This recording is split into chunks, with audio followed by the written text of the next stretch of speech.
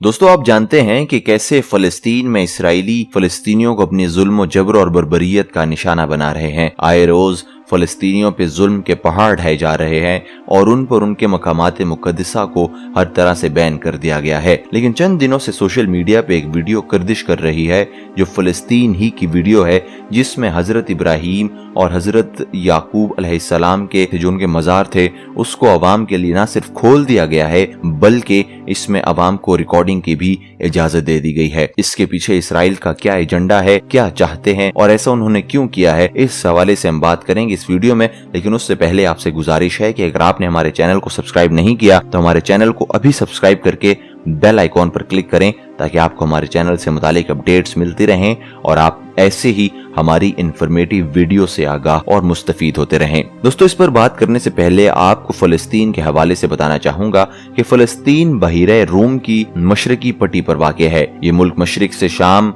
उर्दन, शुमाल की जानिब से लबनान और कुछ हिस्सा शाम जबकि जनूब की तरफ से मिस्र का हमसाया है। फलस्तीन का रकबा 27,000 मुरब्बे किलोमीटर पर मुहित है। माजी में शाम के जनूब मगरबी इलाके को फलस्तीन कहा जाता था। अलबत्ता आज की फलस्तीनी सरहदों की तश्कील बरतानवी राज के तहत की गई। फलस्तीन की आबो हवा मुतदिल है और इस नौयत की आबो हवा जिंदगी के लिए मुनासिब समझी जाती है और माजी में फलस्तीन को सरजमीन शाम का ही एक हिस्सा समझा जाता था, इसलिए अरब इसे जनूबी शाम कहा करते थे। दोस्तों, मुर्रिखीन के नजदीक फलस्तीन पत्थर के जमाने से इंसानों का महल सकूनत रहा है।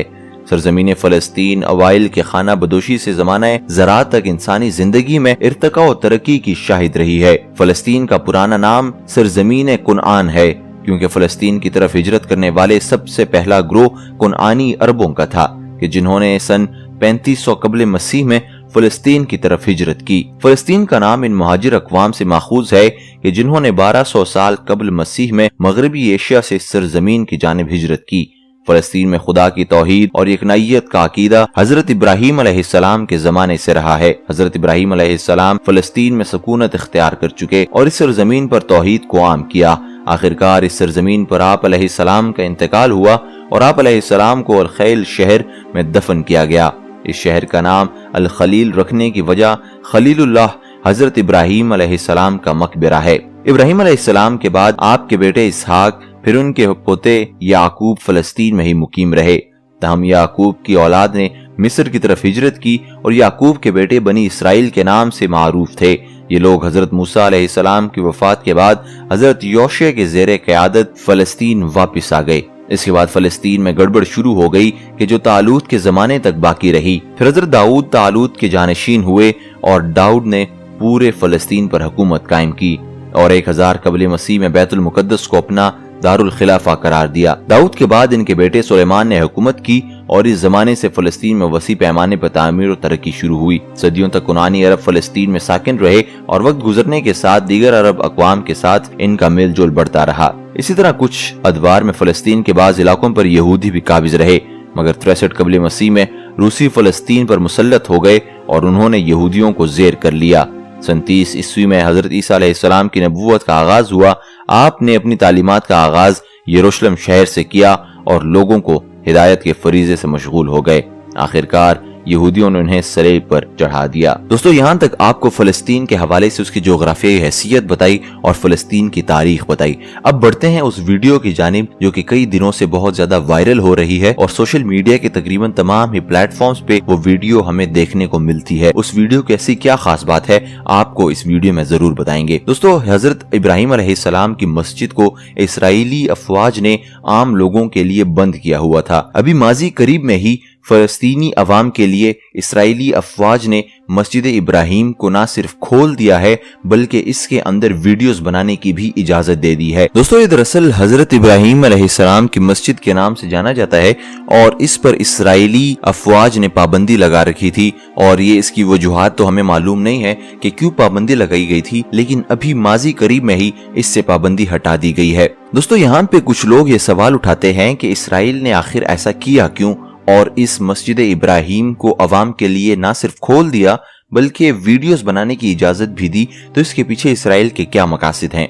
अब दोस्तों इस बात का तयन करना तो हमारे लिए पॉसिबल नहीं है। वो इसलिए है कि हर मुल्क की अपनी पॉलिसीज होती हैं। इसराइल का इसके पीछे जरूर कोई ना कोई मकसद होगा, इसलिए उन्होंने इसको आम पब्लिक के लिए ओपन किया है और वीडियोस बनाने की भी इजाजत दे दी है। इसका तयन बहुत जल्द हो जाएगा, लेकिन यहाँ से इस बात का अंदाजा लगाया जा सकता है कि शायद वो दुनिया के सामने अपना एक सॉफ्ट इमेज प्रेजेंट करना चाह रहे हो, कि वो ये बताना चाह रहे हो कि वो फलस्तीनियों पर हर तरह का मजालिम ढाने के बावजूद उनको जो उनके दीनी कामात हैं उस पर अमल करने की इजाजत देता है और फलस्तीनी अवाम को आजादी है कि वो अपने दीन पर और अल्लाह ताला के अहकामात पर अमल करें। दोस्तों इस बनाई गई वीडियो में आप देख सकते हैं अंदर का तमाम मंजर, किस तरह से पूरी ये मस्जिद इब्राहिम तामीर हुई है, इसके कितने गेट हैं, गेट के कलर्स क्या हैं, इसके अंदर मकबरे कितने हैं और इसके अंदर किन असहाब की कबूर मौजूद हैं।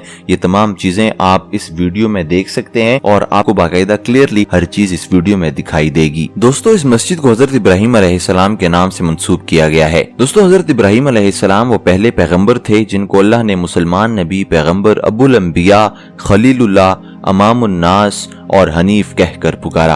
अल्लाह ताला ने इसे अपने दोस्त, बरगजीदा और प्यारे नबी को कुरान मजीद में अमामुन नास, हनीफ और मुस्लिम के नामों से बार बार पुकारा है। अक्सर अंबिया कराम इन्हीं की औलाद में से हैं। इब्राहिम अलैहिस्सलाम के नाम की वजह तस्मिया के बारे में बाइबल का बयान है कि खुदा ताला इनसे मुखातिब होकर कहता है, देख मेरा अहद तेरे साथ है और तू बहुत कौमों का बाप होगा और तेरा नाम इब्राम नहीं बल्कि इब्राहिम होगा, क्योंकि मैंने तुझे कौमों का बाप बनाया है। अक्सर माहिरीन के नजदीक इब्राहिम और इब्राहिम भी लफ्ज है। हो सकता है कि पहले आपका नाम इब्राहिम हो और फिर इब्राहिम और अबू रहाम हो गया हो।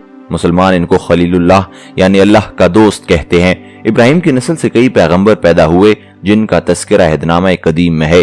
इस्लाम की किताब कुरान मजीद में भी बहुत सारे ऐसे अंबिया का जिक्र है जो इब्राहिम अलैहिस्सलाम की नस्ल में से थे।